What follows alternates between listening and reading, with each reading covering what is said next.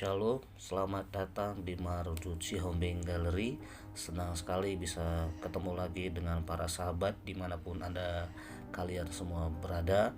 Nah, kali ini kita akan membahas mengenai relasi bermakna antara keluarga, gereja, dan sekolahku. Kenapa ada sekolah? Nah, kenapa juga ada tulisannya kelas di materi kali ini. Nah, khusus untuk materi kali ini saya sampaikan kepada anak-anak kelas 11 khusus untuk SMK Negeri 14. Nah, bagi teman-teman, bagi sahabat atau anak-anak yang dimanapun berada yang sekolah, yang saat ini duduk di kelas 11, apakah itu SMK atau itu SMA, boleh mempelajari materi ini kalau kalian sama-sama belajar dari materi yang sama. Nah, kali ini kita akan membahas mengenai relasi bermakna antara keluarga, gereja, dan sekolah. Nah, baca Alkitabnya boleh teman-teman semua boleh lihat nanti dari Efesus 4 ayat 11 sampai 15, Ulangan 6 ayat 7 sampai 9. Nah, kalian bisa baca di rumah, pelajari pelan-pelan pelajaran ini, materi ini.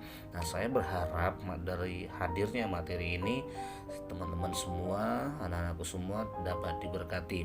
Nah, kalau kalian merasa diberkati dengan materi ini, kalian boleh share kepada teman-teman yang lain, kepada saudara-saudara yang lain, atau yang kalian duduk di kelas 11, apakah di SMK atau SMA, boleh bagikan materi ini, karena materi ini sangat bagus sekali untuk kalian pelajarin di rumah, apalagi dalam situasi corona seperti ini, dari belajarnya juga daring. Nah, sebenarnya ini materi-materi daring ya, makanya saya sampaikan di sini.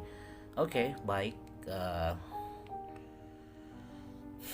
kita akan mulai yang relasi bermakna antara keluarga, gereja, dan sekolah. Nah, kita akan bahas mengenai dari pendidikan anaknya dulu, latar belakangnya seperti apa. Nah, begini, tahukah kamu bahwa kamu masing-masing sebagai pribadi merupakan ciptaan Allah yang istimewa? Nah, kita semua adalah satu ciptaan Tuhan yang sangat-sangat istimewa.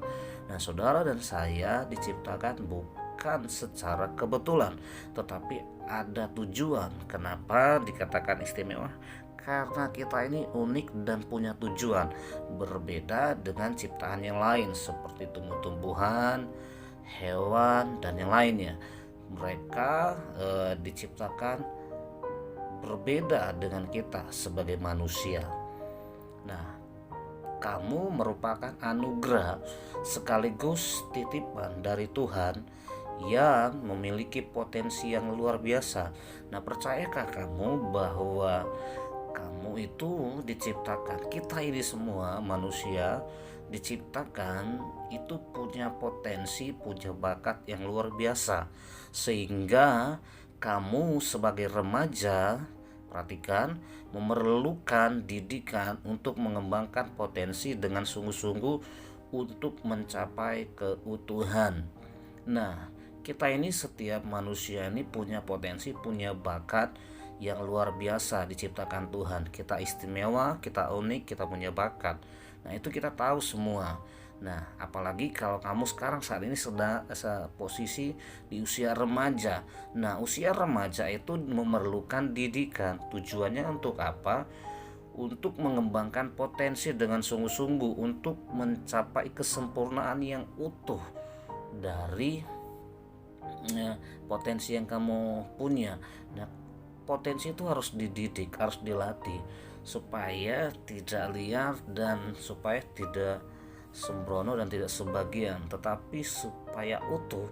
Kita punya punya bakat yang sempurna, kira-kira begitu, sehingga ketika kita dewasa kelak, kita bakat atau potensi yang kita punya itu menjadi sempurna dan itu bisa kita aplikasikan, apakah itu untuk diri sendiri, apakah itu untuk orang lain, untuk keluarga, atau orang sekitar kita.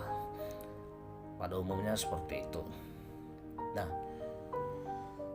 Potensi-potensi itu terdiri dari potensi kognitif, intelektual, ya, terus potensi afektif, moralnya, potensi spiritualnya, dan potensi psikomotoriknya, keterampilannya. Jadi ada 4 potensi yang harus dilatih, yang harus diajarin, yang harus dididik. Nah, peranan siapa saja yang dididik itu nanti kita akan belajar di mana kita dapat pendidikan itu. Nah, potensi pertama tadi apa? Potensi intelektual, yang kedua potensi moral. Tadi kalau intelektual tadi di kognitifnya, cara berpikirnya. Kalau moral itu afektifnya, ya, sifatnya. Potensi spiritualnya itu kerohaniannya, dan yang keempat potensi psikomotoriknya, keterampilannya. Jadi ada 4 dasar. Bayangkan ketika kita ini adalah manusia ciptaan Tuhan yang sangat-sangat dan sangat istimewa. Kita diberi intelektual, kita diberi moral, kita diberi spiritual, kita diberi keterampilan. Berbeda dengan ciptaan yang lain, apakah itu tumbuhan, apakah itu hewan. Itu empat-empatnya tidak dimiliki oleh ciptaan Tuhan yang lainnya. Nah, sebegitu istimewanya kita. Oleh karena itu, karena kita istimewa, izinkanlah kalian semua, siapapun kita yang mendengarnya, izinkanlah engkau dididik oleh, baik itu dididik oleh Tuhan maupun dididik oleh orang lain, maupun dididik oleh sekolah, maupun dididik oleh gereja, maupun dididik oleh keluarga, lingkungan keluarga. Apakah itu ayah, ibu, adik, kakak, ataupun yang lain. Jangan sampai orang lain yang mendidik kamu.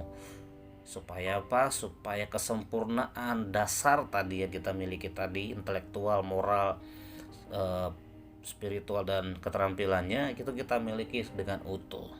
Oke. Nah, di dalam suatu pendidikan ada namanya istilah pusat pendidikan. Tahukah kamu bahwa seluruh pendidikan manusia dapat, perhatikan, dapat berlangsung dalam pusat pendidikan. Apa saja kak itu? Kalau itu 3 toh. 3 pusat pendidikan. Apa saja kak itu? Yang pertama, pendidikan dalam konteks keluarga. Nah, pendidikan dalam konteks keluarga ini, perhatikan, dalam konteks ini kita itu berinteraksi dengan orang tua dan anggota keluarga yang lain, apakah itu adik, kakak, abang. Nah, perhatikan, sehingga apa? Memperoleh pendidikan informal, terutama melalui proses sosialisasi dan edukasi berupa pembiasaan atau habit formasi. Jadi di keluarga itu semuanya sebenarnya pendidikannya itu lengkap. Dari motoriknya ada yang kita pelajari tadi, dari spiritualnya kita dapat, dari moralnya kita dapat, dari kognitifnya kita dapat.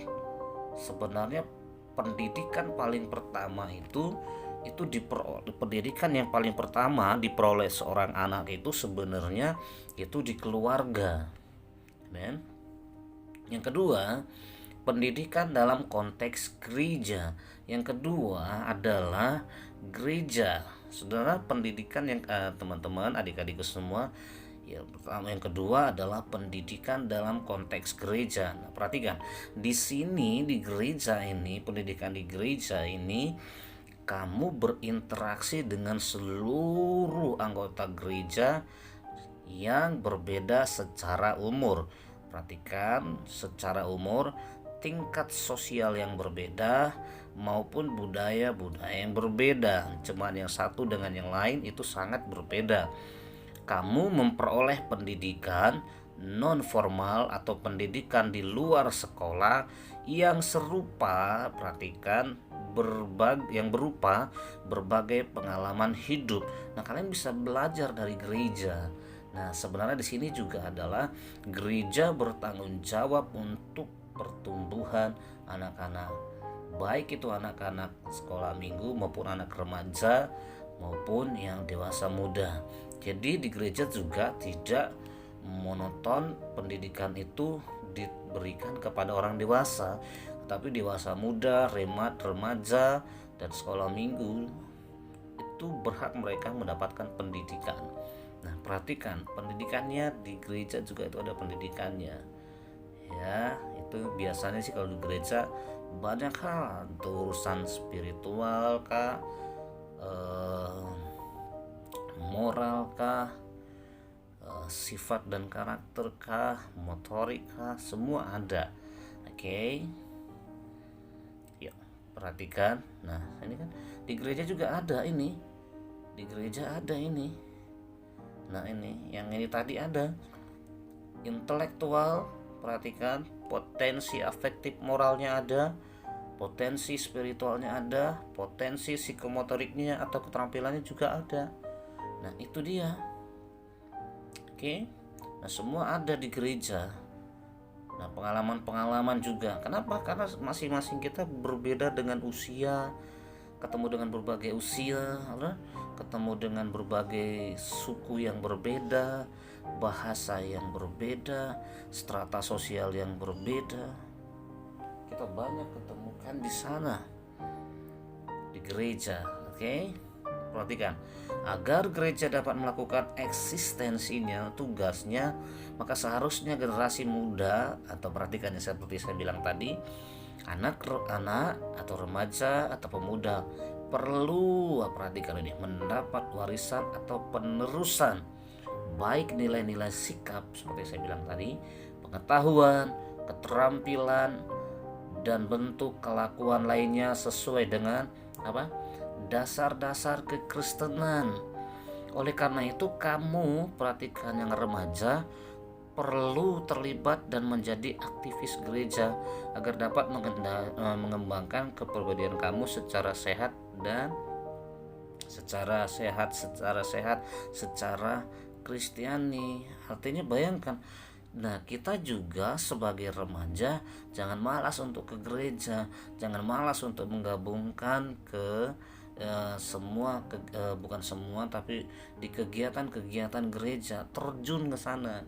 Jangan kegiatan-kegiatan yang tidak bertumbuh kalian ikutin. Ambillah satu kegiatan-kegiatan di gereja.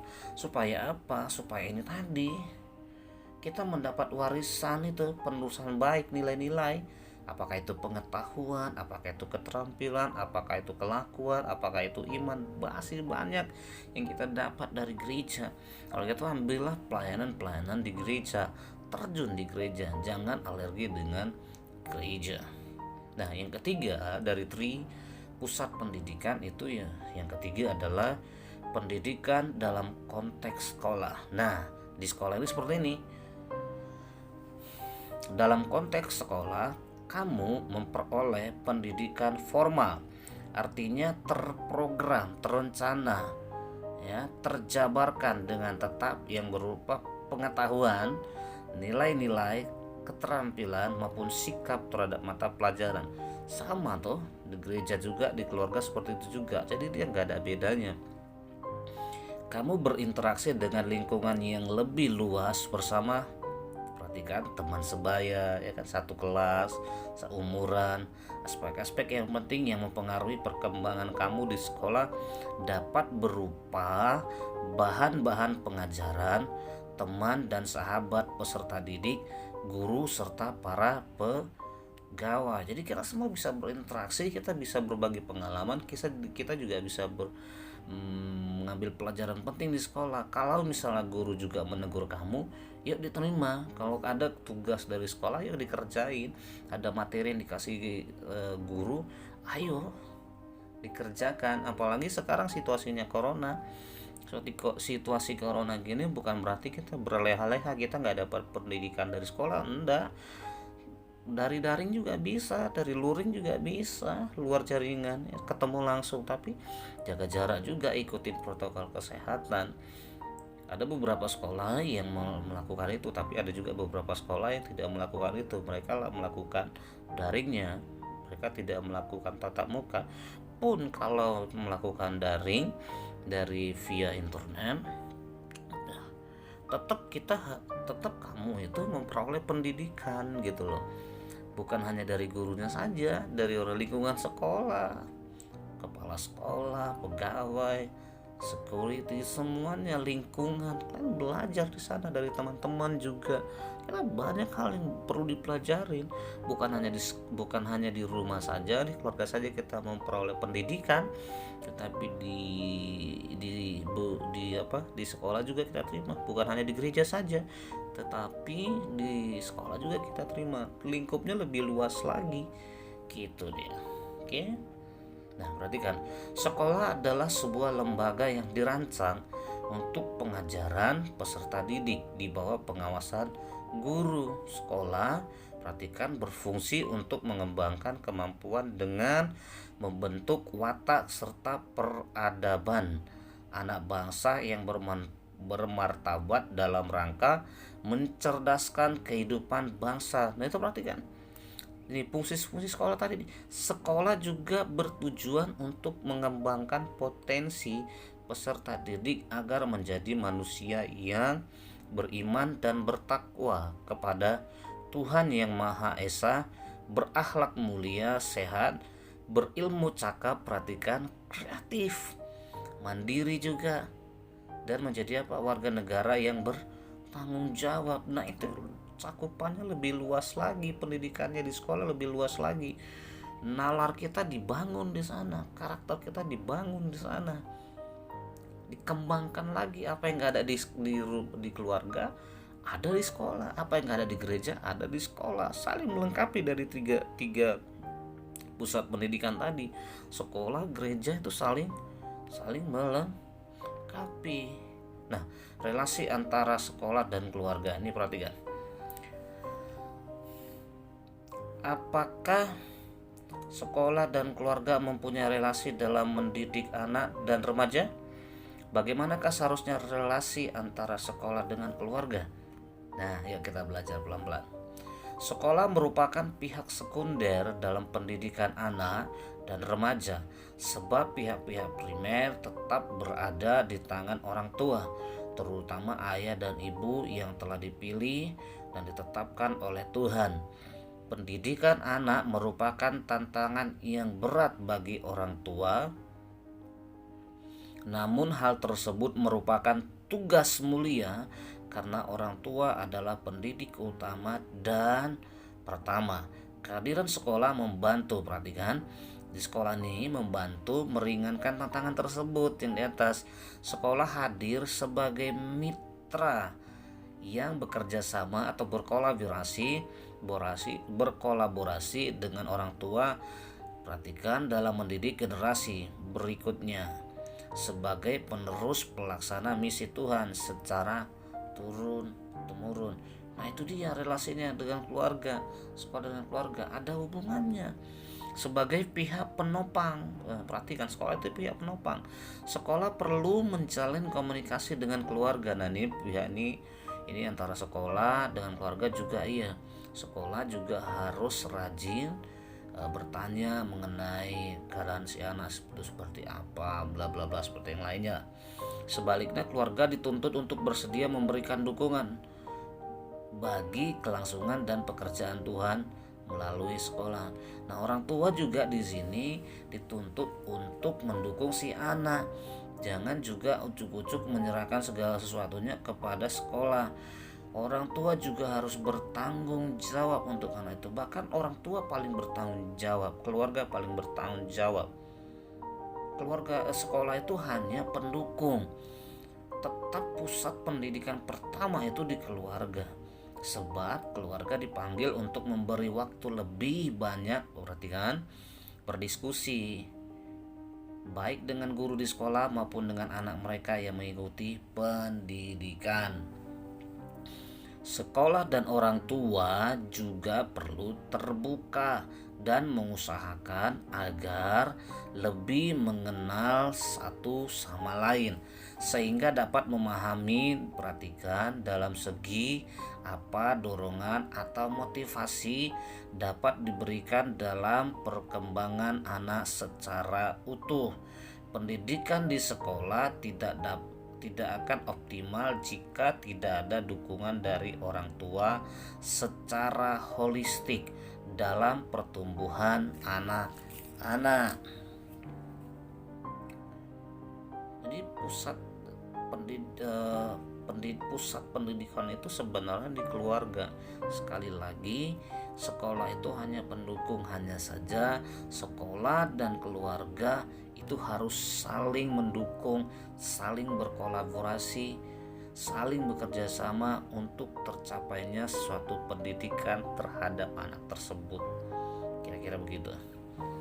Dalam surat Paulus dalam Efesus 4 ayat 11 sampai 15 memberikan kesaksian tentang karunia yang diberikan Tuhan berbeda satu terhadap yang lain. Meskipun demikian, perbedaan karunia dalam jabatan ini memiliki tujuan mulia, yaitu untuk memperlengkapi umat Allah dalam pelayanan dan pembangunan tubuh Kristus, gereja. Jadi tujuan pendidikan itu kalau menurut Efesus 4 ayat 11 sampai 15 itu tujuannya untuk pembangunan tubuh Kristus. Siapakah tubuh Kristus itu? Ya kita sebagai orang percaya kepada Tuhan Yesus, kitalah tubuh Kristus itu. Oleh karena itu kamu sebagai tubuh Kristus, sebagai remaja, kamu harus ikut bertanggung jawab untuk kepentingan tubuh Kristus. Kenapa? Karena kamu sudah diberikan potensi, kamu sudah diberikan karunia, kamu sudah diberikan kelengkapan yang luar biasa daripada Tuhan. Dari motoriknya kamu, moral kamu, iman kamu, keterampilan, semuanya diberikan oleh Tuhan Yesus. Dan pergunakanlah itu untuk pembangunan tubuh Kristus, yaitu gereja, sampai perhatikan semua umat Allah mencapai apa? Kedewasaan yang penuh dalam iman dan takut akan Allah. Kamu adalah umat Allah yang diperlengkapi oleh orang tua di rumah dan guru di sekolah agar kamu bertumbuh secara utuh dalam segala aspek kehidupan. Gereja sebagai persekutuan orang percaya mendukung kamu dalam aspek spiritual. Perhatikan, kamu adalah umat Allah yang diperlengkapi. Nah teman-teman, anak-anakku semua, remaja, dimanapun kalian berada, kita ini adalah umat Allah yang diperlengkapi. Tidak saja hanya kita diperlengkapi oleh Tuhan, tapi kita diperlengkapi oleh orang tua kita di rumah, dan kita diperlengkapi juga di sekolah dari guru kita. Tujuannya cuma satu, untuk apa? Supaya kita bertumbuh secara utuh dalam segala aspek kehidupan. Dari yang 4 tadi, pendidikan kita, spiritual kita, moral kita, keterampilan kita, semuanya, sampai sebenarnya kita menuju ke namanya pertumbuhan orang yang dewasa, orang yang yang percaya penuh, yang utuh kepada Tuhan. Nah, dalam segala aspek kehidupan. Nah, perhatikan ini untuk gereja sebagai persekutuan orang percaya mendukung kamu dalam aspek spiritual. Jadi sekali lagi saya mau bilang, dari pusat pendidikan itu saling berkolaborasi, antara pendidikan di rumah, antara pendidikan di sekolah, antara pendidikan di gereja, itu saling bekerja sama. Dan penting juga ini, perhatikan, kalau di pekerjaan, di kolaborasi ini yang sama, gereja, sekolah dan keluarga, tapi kalau kamu juga nggak mau diajar, kamu juga nggak mau dididik, ya sama saja, nol juga. Nah, serahkanlah, berilah dirimu untuk juga diajar, supaya apa? Kamu utuh gitu. Kenapa? Karena kamu punya potensi, kamu tuh diciptakan Tuhan untuk melakukan pekerjaan baik, kamu tuh diciptakan Tuhan istimewa. Jadi perbuatan kamu, masa depan kamu juga itu istimewa, bukan urakan, bukan amburadul. Oleh karena itu izinkanlah dirimu untuk dididik di rumah, dididik di sekolah, dididik juga di gereja, sehingga kamu mendapatkan penuh utuh, tidak sebagian gitu loh. ya. Semua harus dapat pendidikan itu. Kamu harus mau diajar dong. Kalau nggak mau diajar ya mau jadi apa? Jadi ada pemberontak, mau keras kepala, mau jadi orang yang tidak menurut sama Tuhan, tidak menurut sama orang tua. Bahaya kali. Oke. Nah, ini kaitannya begini kan. Ini orang tua, keluarga di atas, sekolah di bawah, gereja, tapi kan saling melengkapi. Keluarga menyerahkan ke sekolah, sekolah juga mendukung keluarga. Sekolah ke gereja juga demikian, gereja ke sekolah, keluarga ke gereja, gereja juga ke keluarga. Jadi tidak ada putus-putusnya, siklusnya gitu-gitu terus. Nah, inilah yang dikatakan dengan pusat pendidikan. Inilah pusat pendidikan utama sebenarnya yang kita dapat. Kita dapat pendidikan itu di keluarga, kita dapat pendidikan itu di gereja, kita dapat pendidikan itu di sekolah. Jadi kita luas. Nah, untuk kamu jadi dewasa, untuk kamu jadi orang sukses, izinkanlah dirimu dibentuk, dididik di keluarga, izinkanlah dirimu dibentuk, dididik di gereja, izinkanlah dirimu dibentuk, didik di sekolah. Oke. Dengan demikian dapat disimpulkan bahwa dalam konteks negara dan berbangsa, pendidikan memegang peranan penting, termasuk pendidikan agama Kristen. Di negara, bernegara juga kita punya peranan penting. Hal itu bertujuan untuk mengembangkan cita-cita pendidikan nasional, yaitu meningkatkan kualitas pendidikan nasional Indonesia seutuhnya. Meskipun demikian, dalam memainkan perannya selaku pribadi maupun komunitas Kristen, kita harus tetap melihat identitas kita dari segi iman Kristen. Dalam pelajaran pendidikan agama Kristen, kita harus tetap berdiri di atas keyakinan iman bahwa iman adalah sumber pengetahuan, hikmat, realitas, dan nilai kehidupan. Nah, dari semuanya itu ada juga masalah-masalah sosial dalam kehidupan remaja. Kira-kira begitu.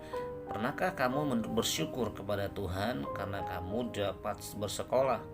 Nah, ini kan, pernahkah kamu bersyukur kepada Tuhan karena kamu dapat bersekolah? Lo di luar sana banyak orang yang gak bersekolah. Kenapa mereka gak bersekolah? Karena mereka gak mampu. Orang tua mereka gak mampu menyekolahkan mereka. Terus itu dari segi keterampilan, dari segi daya tangkap juga mereka tidak mampu untuk bersekolah. Jadi ada banyak masalah-masalah. Pernahkah kamu bersyukur karena kamu tidak terjerumus dalam dunia narkoba? Nah, perhatikan. Nah, kita bersyukur juga. Kenapa? Karena kita tidak terjerumus dalam narkoba, kita tidak terjerumus dalam seks bebas maupun tindakan kriminal remaja yang lain. Padahal kalau kalian lihat di luar sana, itu remaja-remaja pelaku kejahatan meningkat loh. Ada pelaku-pelaku remaja itu yang jadi begal, penjudi, dan macam-macam lagi. Nah, saya berharap anak-anakku semua dimanapun kalian berada, ataupun para sahabat semua pendengar, penonton daripada Marudusi Hombeng Gallery, kalian tidak ngalamin kalian tidak terjun di dalam dunia narkoba, seks bebas maupun tindakan kriminal lainnya. Karena perhatikan, itu adalah dosa yang dilarang Tuhan. Oleh karena itu kelihatan kok kalau orang itu terdidik atau tidak terdidik. Di sekolah, di keluarga maupun di gereja, kelihatan dari sikap dan perbuatannya. Kalau kriminal biasanya orangnya tak terdidik. Kenapa? Ya begitu, di keluarga dia nggak dapat pendidikan keluarga, di sekolah dia nggak dapat, apalagi di gereja mereka pasti nggak dapat. Makanya mereka lampiaskannya itu mencari pendidikan itu di luar dengan kriminal. Nah, saya berharap kalian semua tidak melakukan itu ya.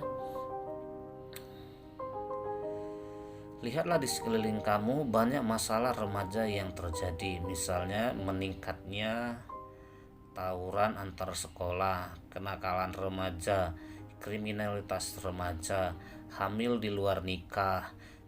Perhatikan itu. Saya kalau lihat-lihat ini mau miris, saya mau nangis untuk keadaan remaja sekarang ini. Banyak sekali remaja-remaja yang tidak terdidik, lepas kontrol, melakukan kriminal sana sini, menjual diri, melakukan kesalahan sana sini, hamil di luar nikah dan pernikahan terlalu muda, pemakaian obat terlarang, narkoba, dan masih banyak lagi kejahatan demi kejahatan yang mereka lakukan di luar sana. Seperti yang saya bilang tadi juga, ada yang menjadi begal, ada yang menjadi perampok, ada yang menjadi masih banyak lagi lah. Saya miris. Ya, sama-sama kita berdoa. Oleh karena itu, adik-adikku, anak-anakku, para sahabat semua, kalian yang mendengarkan ini, kalian yang belajar dari materi ini, ayo izinkan diri kalian untuk apa? Untuk dididik oleh Tuhan. Untuk apa? Untuk dididik oleh Tuhan. Melalui apa? Melalui keluarga, melalui gereja, melalui di sekolah. Ya, izinkanlah dirimu dididik, izinkanlah dirimu untuk dibentuk. Meskipun demikian, sesungguhnya banyak kesempatan yang dapat dilakukan remaja untuk mengembangkan nilai-nilai Kristiani yang bertujuan untuk pengembangan diri, untuk sekolah, dan untuk gerejanya. Berkaitan dengan masalah-masalah tersebut, rupanya perlu ada kerjasama untuk mencapai tujuan bersama antara keluarga, sekolah, dan gereja untuk mengembangkan nilai-nilai Kristiani yang dampaknya dapat secara langsung dirasakan oleh lingkungan. Misalnya, menciptakan lingkungan yang lebih adil, lebih manusiawi, mengembangkan kesetaraan dalam perspektif kekristenan. Nah, kesimpulan pertama, rangkuman kita sudah masuk ke pelajaran akhir dari materi kali ini. Kesimpulannya seperti ini. Yang pertama, sekolah merupakan pihak sekunder dalam pendidikan anak, sebab pihak primer tetap berada di tangan orang tua yang telah dipilih dan ditetapkan oleh Tuhan. Perhatikan, sekolah merupakan pihak pendukung, tetap yang memegang pendidikan itu di keluarga. Jadi akan kelihatan sekali dari sikap kamu, apakah kamu itu dididik oleh keluarga yang benar atau tidak. Dari sikap dan perbuatanmu, kelakuanmu, pasti akan kamu tunjukkan di lingkunganmu. Apakah itu di lingkungan bermain, apakah itu di lingkungan sekolah, apakah itu di lingkungan gereja, atau di lingkungan keluarga juga termasuk, akan kelihatan. Tapi tetap pemegang pendidikan, pusat pendidikan terutama itu bagi si anak adalah di keluarga. Orang tua bertanggung jawab penuh untuk pendidikan si anak. Ya, perhatikan ya, orang tua bertanggung jawab penuh untuk pendidikan si anak, bukan sebagian tetapi penuh. Nah, si anak juga harus mau diajar dan mau bertanggung jawab untuk diajar, dididik di keluarga. Pendidikan itu pertama di keluarga. Itu dia. Yang kedua, kesimpulannya, sekolah hadir hanya sebagai mitra yang berkolaborasi dengan orang tua dalam mendidik generasi berikutnya sebagai penerus pelaksana misi Tuhan secara turun-temurun. Yang kedua adalah sekolah hanya sebagai mitra kerjasama, mitra kerja, mitra pendidikan dalam mendidik si anak. Jadi sekolah bukan penuh menanggung beban pendidikan itu, tetapi orang tua. Sekolah hanya pendukung. Sekali lagi saya katakan, sekolah hanya pendukung. Yang ketiga, komunikasi antar sekolah dan keluarga perlu terjalin. Keluarga dituntut untuk bersedia memberikan dukungan kepada si anak. Amin. Nah, orang tua dan sekolah harus punya hubungan yang baik. Nah, orang tua juga kasih kesan pesan ke sekolah yang baik, yang jujur kepada sekolah. Supaya apa? Supaya sekolah tahu apa yang harus dilakukan terhadap si anak itu. Jangan semata-mata dibela-bela, jangan semata-mata anak itu dimanja-manja, tapi kasih tahu saja apa yang kekurangan si anak, apa kelebihan si anak, supaya sekolah, guru juga tahu apa yang harus dilakukan guru dan sekolah untuk anak tersebut. Demi apa? Demi pendidikan tadi, terciptanya satu pendidikan atas si anak tersebut. Kira-kira begitu. Nah, saya mau pesankan sama anak-anakku semua, sama para sahabat semua yang mendengarkan, yang melalui YouTube Marudut Siombing Galeri, perhatikan baik-baik. Izinkanlah dirimu untuk, saya mau bilang sekali lagi, izinkanlah dirimu dibentuk, dididik oleh Tuhan melalui keluarga, melalui sekolah, melalui gereja. Supaya apa? Karena kita ini semua manusia, makhluk istimewa. Kita diberikan nalar, kita diberikan moral, kita diberikan keterampilan, kita diberi karakter, kita diberi semua yang dibutuhkan sebagai kita manusia. Oleh karena itu izinkan, supaya apa? Supaya kamu tidak terjun ke dalam dunia-dunia kriminal, dunia amoral, dunia-dunia kegelapan yang lainnya, sehingga potensi-potensi yang ada padamu pada saat dewasa kamu bisa terima, kamu bisa aplikasikan, dan kamu bisa wariskan. Kira-kira begitu. Saya percaya anak-anakku semua, kalian menjadi orang hebat, orang sukses kalau kalian ikutin apa yang menjadi pelajaran penting malam hari ini. Kamu mau dididik di keluarga, kamu mau dididik di gereja, kamu mau dididik di sekolah. Kira-kira itu bisa saya sampaikan kali ini dalam materi ini. Bagi anak-anakku ada tugas di Google Classroom, kalian bisa lihat nanti linknya di Google Classroom. Nah, materinya ada 2, saya bagikan melalui video ini, melalui PowerPoint kalian bisa bagi, kalian bisa lihat di sana, dan kalian bisa kerjakan soalnya.